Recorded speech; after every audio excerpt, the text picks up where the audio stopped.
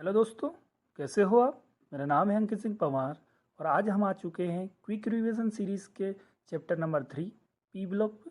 यहाँ पे हम इसका ब्रीफ रिवीजन करेंगे और मैंने यहाँ पे दो हाइलाइटर्स का यूज़ किया है। एक है येलो हाइलाइटर जिससे वो चीज़ डिनोट की गई है जिनकी प्रोबेबिलिटी बनती है एग्ज़ाम पेपर में आने की, और रेड हाइलाइटर से वो चीज़ डिनोट की गई है जिनको पूछा जा चुका है प्रीवियस ईयर्स में।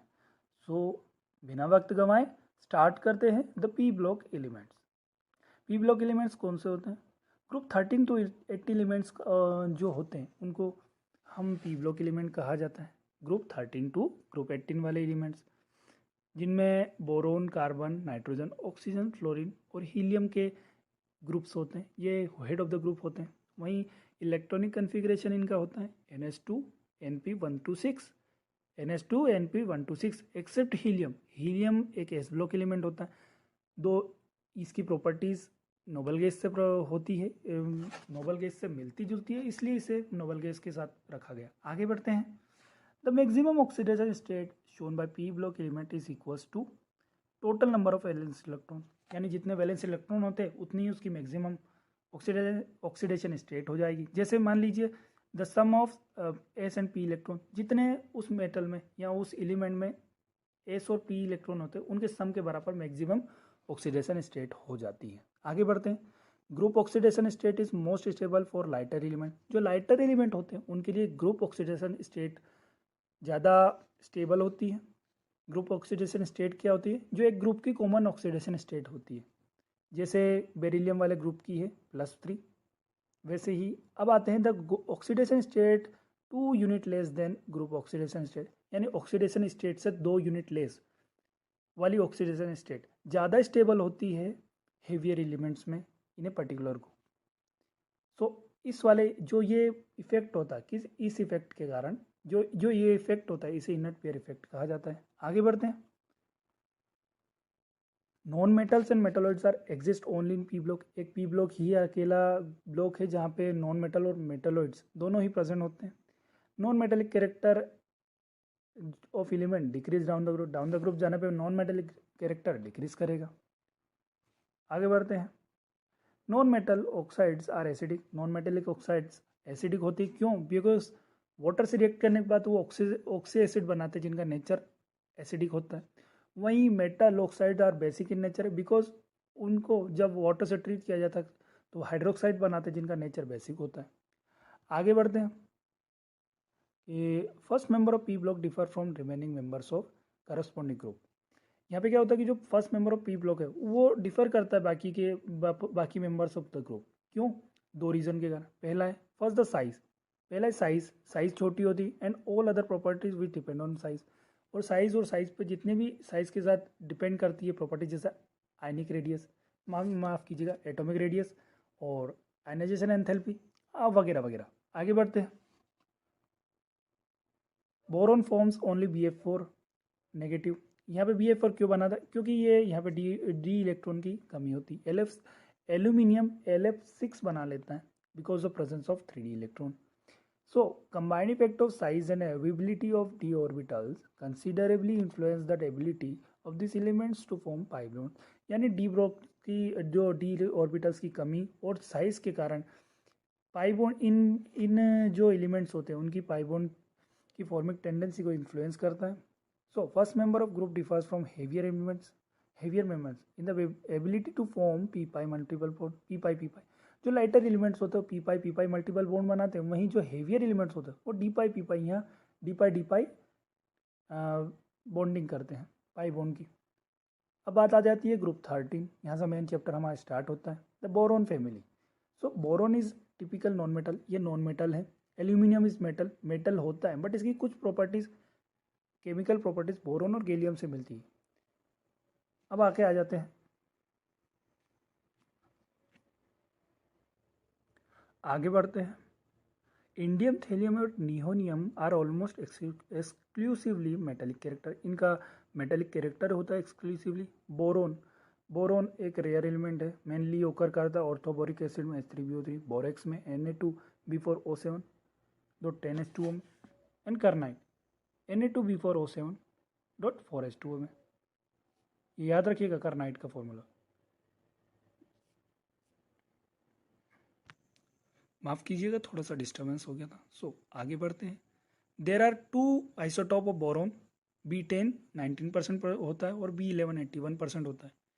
Aluminium is most abundant metal, यहाँ पे मोस्ट अबंडेंट मेटल होता है, जबकि third most abundant element in earth crust में ये थर्ड मोस्ट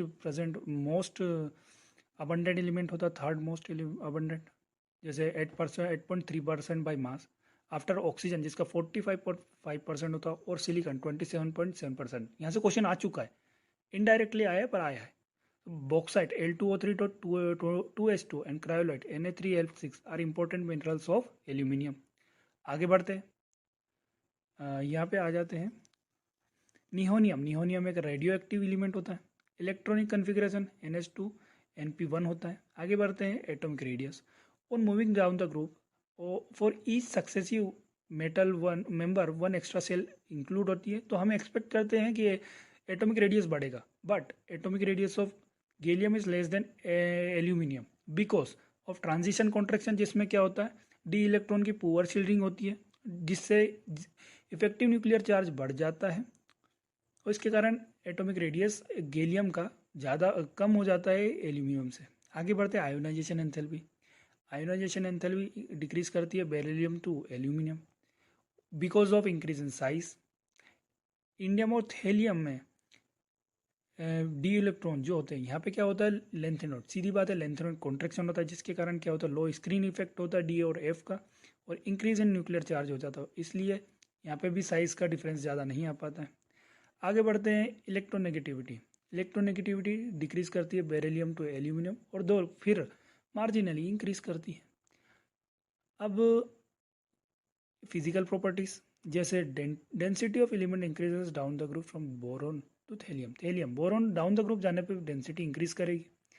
वहीं oxidation state and trends in chemical property, यहाँ पे कुछ जैसे मान लीजिए डाउन द ग्रुप जाने पे poor shielding of D and F electron होगी, जिसके कारण इफेक्टिव न्यूक्लियर चार्ज बढ़ जाएगा।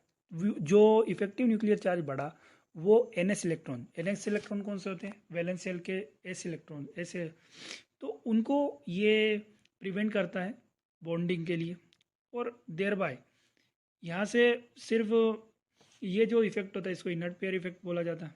In fact gallium, indium and thallium, इन तीनों में both +1 and +3 are observe, but जैसे थेलियम है वहाँ पे प्रीडोमिनेंटली +1 ज़्यादा आएगा। अब जैसे इंक्रीज +1 ऑक्सीडेशन स्टेट की जो स्टेबिलिटी इंक्रीज होती है हाइवियर एलिमेंट के लिए, एल्यूमिनियम, गैलियम, इंडियम, थेलियम, तो थेलियम में तो प्रीडोमिनेंट होगी, पहले ही बताया था। आगे बढ़ते हैं, electron deficient molecule like BF3 जो लिविस एसिड का काम करते हैं बाय एक्सेप्टिंग इलेक्ट्रॉन पेयर। अब BCl3 रिएक्ट करता है NH3 से, तो यहाँ पे एबडक्ट बनता है, जिसको टेट्राहेड्रल स्ट्रक्चर होता है उसका। AlCl3 स्टेबिलिटी फॉर्म करता है by forming of dimer form. अब क्या होता है कि LCl3 भी एक इलेक्ट्रॉन डिफिशिएंट है, तो वो क्या करता है, डाइमराइजेशन करता है, जिसके कारण इसका ऑक्टेट कंप्लीट हो जाता है।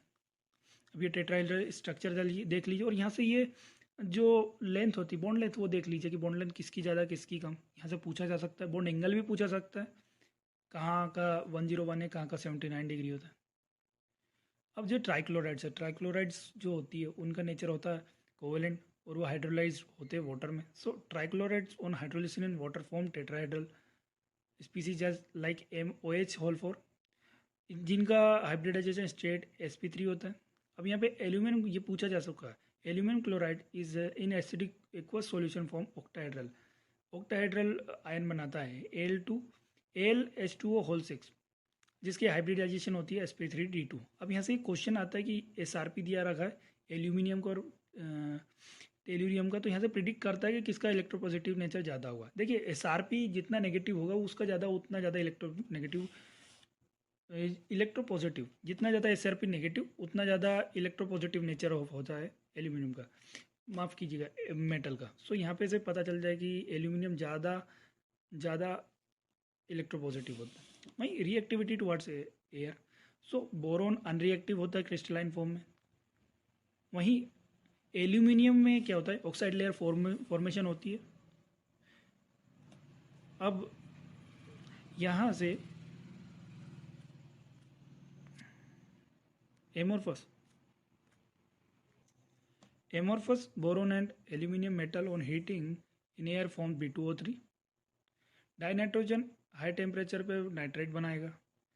अब जो बोरोन ट्राइऑक्साइड है उसका नेचर होता है एसिडिक क्योंकि वो नॉन मेटल होता है, और एल्यूमिनियम और गैलियम होता है उनका ऑक्साइड नेचर होता है एम्फोटेरिक, और इंडियम थैलियम का नेचर होता है बेसिक क्योंकि वो मेटल होते हैं.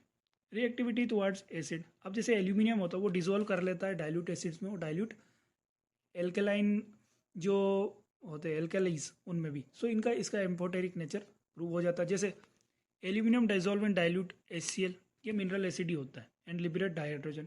HCl से रिएक्ट करेगा, हाइड्रोजन निकल गया. वाइल जो कंसनट्रेटेड एसिड होता है नाइट्रिक एसिड, वो पैसिव बना देता है एल्यूमिनियम को bye formation of oxide layer on its surface. उसके सरफेस पे एक ऑक्साइड लेयर बना देगा जो उसको प्रिवेंट करेगा फर्दर किसी भी चीज़ में, जैसे एक रिएक्टिविटी किसी से रिएक्ट करने में. आगे बढ़ते हैं. Aluminium also react with aqueous alkali, यहाँ पे एक्वस एल्काली से भी रिएक्ट करने के बाद ये हाइड्रोजन निकालेगा जैसे ये रिएक्शन में दे रखा है. अब हेलोजन से रिएक्शन करने के बाद एल्यूमिनियम जो ये ट्राई हेलाइड बना लेगा. अब ये पूछा है कि वाइट फ्यूम्स क्यों अपीयर होता है अराउंड अ बोतल ऑफ एनहाइड्रस एल्यूमिनियम क्लोराइड, क्योंकि एनहाइड्रस एल्यूमिनियम क्लोराइड एक पार्सली हाइड्रोलाइज्ड हो जाता है व्हेन एटमॉस्फेरिक ऑक्सीजन उसके साथ ये मॉइस्चर कांटेक्ट में आएगा, जिससे क्या होता है लिबरेट कर देता है वो HCl गैस, और जो HCl के जो फ्यूम्स होते हैं वो वाइट होते हैं. अब जो इंपॉर्टेंट ट्रेंड होते हैं एनामोलस प्रॉपर्टीज, जैसे बिहेवियर ऑफ ट्राइक्लोराइड्स कैसा होता है कोवेलेंट नेचर और हाइड्रोलाइज हो जाते हैं वाटर में. आगे बढ़ते हैं. जो ट्राइहेलाइड्स है वो स्ट्रॉन्ग लेविस एसिड होते हैं, जैसे BF3 से NH3 का रिएक्शन करवाया एबडक बन गया. आगे बढ़ते हैं. Most of the other metal halide जैसे AlCl3 ये इलेक्ट्रो डिफिशिएंट कंपाउंड है. सो यहाँ पे ये डाइमेराइज हो जाता है, उसके साथ ये अपनी ऑक्टेट कंप्लीट कर सकता है डाइमेराइजेशन के थ्रू. आगे बढ़ते कि BF6 क्यों नहीं बनता, क्योंकि बोरोन में D इलेक्ट्रॉन की कमी होती है जिसके कारण, और दूसरी बात ये कि इसकी कोवेलेंसी मैक्सिमम 4 होती है. ये 2 कारण होते हैं. बोरेक्स क्या होता है? बोरेक्स का formula Na2B4O7 dot 10H2 white crystalline solid होता है, जिसका actual formula Na2B4O5 whole 4 OH whole 4 dot 8H2 होता है. जो बोरेक्स डिजोल्व होता है वाटर में टू गिव एल्केलाइन सॉल्यूशन, यहाँ से एल्केलाइन सॉल्यूशन देता है वाटर के साथ डिजोल्व होने पे, जैसे H3BO3 से. ये रिएक्शन देख लीजिए, बहुत इंपॉर्टेंट है. आगे बढ़ते हैं. जो बोरेक्स है तो बोरेक्स को हीट करने पे मेटाबोरेट में कन्वर्ट हो जाता है Na2B4O7. जो मेटाबोरेट है उसको हीट करने पे वो बोरिक एनहाइड्राइड दे देगा. आगे बढ़ते हैं. Metaborates of an transition metal have characteristic colour. अब जो ट्रांजिशन मेटल है उनके जो मेटाबोरेट है उनके कैरेक्टरिस्टिक कलर होता है. So therefore borax bead test can be use to identify them. So borax bead test use होता है ट्रांजिशन मेटल को आइडेंटिफाई करने के लिए. जैसे मान लीजिए COBO2 O2 होल ट्वाइस का होता है ब्लू कलर, बीड होती है. अब आगे बढ़ते हैं. ऑर्थोबोरिक एसिड का फॉर्म कैसे होता है? जो H3BO3 उसको ऑर्थोबोरिक एसिड बोलते हैं. सो जो बोरेक्स होता है Na2B4O7 उसको मिनरल एसिड से रिएक्ट करवाए तो वहाँ से क्या होता है सॉल्ट बनेगा और ऑर्थोबोरिक एसिड बन जाएगा. अब वो जो बोरिक एसिड है वो वीक मोनोबोसिक एसिड होता है. क्यों? Because it is not a protonic acid. ये प्रोटोनिक एसिड नहीं है, यहाँ प्रोटोन नहीं निकलेगा. बट ये क्या होता है, जो वाटर होता है वाटर से OH जो हाइड्रोक्सिल आयन है उसको एक्सेप्ट कर लेगा और जो वाटर का H+ रिलीज हो जाता है. सो यहाँ पे ये मोनोबेसिक एसिड हो जाता है. आगे बढ़ते हैं. H3PO3 को हीट करने पे HbO2 बनता है और HbO2 को हीट करने पे B2O3 बन जाता है. ये डायग्राम देख लीजिएगा. अब ये बोरिक एसिड को वीक क्यों कहा गया? क्योंकि ये H+ रिएक्ट करता ही नहीं है, रिलीज करता ही नहीं है. ये तो OH को एक्सेप्ट करता है. उसके बाद जो वाटर बचा है उसको वो जो वाटर का H+ बनता है वो रिलीज हो जाता है. अब इंडस्ट्रियल स्केल पे क्या होता है, सोडियम हाइड्राइड का रिएक्शन BF3 से करवाते हैं तब जाके B2H6 बनता है. B2H6 diborane. Borane are rarely hydrolyse by water to give boric acid. So borane को वाटर से रिएक्ट करते हैं तो ये बोरिक एसिड बना लेगा. अब बढ़ता है. Diborane undergo cleavage reaction. Diborane क्या होता है, अंडरगो करता है क्लीवेज रिएक्शन. क्लीवेज मतलब तोड़ना. तो विद लीविस बेस के साथ टू फॉर्म बोरेन अपडक्स एडक्स। तो यहाँ से क्या होता है, बोरेन एडक्स बनते हैं, कोऑर्डिनेट बॉन्ड बनता है इसमें। आगे बढ़ते हैं, जिसका फॉर्मूला होता है BH2NH3 whole twice BH4 negative. सो यहाँ पे एक होता है बोराजाइन, बोराजाइन को इनऑर्गेनिक बेंजीन बोलते हैं, जिसका फॉर्मूला है B3N3S6, जो कि हीटिंग ऑफ एमोनिया विथ डाइबोरन से बनता है। ठीक है, फर्दर हीटिंग, थोड़ी ज़्यादा हीटिंग करनी पड़ती है जब जाके B3 जैसे फॉर्मूला है, तो ज़्यादा हीट करने पे B3N3S6 बन गया। आगे बढ़ते 4 terminal hydrogen atoms and the 2 boron atoms line in 1 proton. तो टर्मिनल हाइड्रोजन होते 4, B2H6 में 6 होते हैं, जिसमें से 4 और 1 2 4 टर्मिनल हाइड्रोजन और 2 बोरोन एटम जो एक ही सिंगल प्लेन में होते हैं। 4 टर्मिनल बॉन्ड्स, यहाँ पे देखिए 4 terminal bond 2 centre 2 electron bond होते हैं, वाइल जो ब्रिजिंग हाइड्रोजन होते हैं जिनसे बनाना बॉन्ड बनता है वो 3 सेंटर 2 इलेक्ट्रॉन बॉन्ड होते हैं। आगे बढ़ते B2H6 जो हमने पढ़ी लिया था। ठीक है, आगे बढ़ते हैं, लिथियम एंड सोडियम टेट्राहाइड्राइड्स को बोरोहाइड्राइड्स बोला जाता है, टेट्राहाइड्रोबोराइड्स को बोरोहाइड्राइड्स बोला जाता है। आगे बढ़ते हैं, uses of boron and aluminium and other compound. यहाँ पे यूजेस क्या होता है, जैसे बोरोन फाइबर होता है वो बुलेट प्रूफ वेस्ट बनाने में काम आते हैं।